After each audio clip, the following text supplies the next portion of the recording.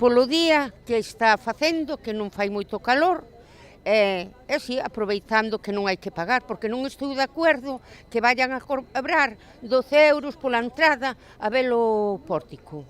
Non estou de acordo, e son de Santiago de Compostela, nacida no Hospitalillo. No lo sabíamos, no lo sabíamos. Estábamos dispuestos hasta a pagar algo de dinero por verlo. Estamos expectantes para ver lo que vemos, que creo que es algo que te puede producir un pequeño éxtasis incluso, ¿no? Porque no ha cuadrado porque venimos de vacaciones y ya está, porque mañana no voy hasta aquí.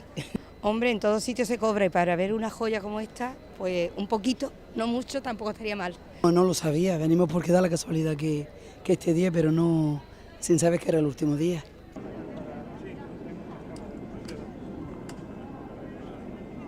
O sea que se iba a meter por delante la tía.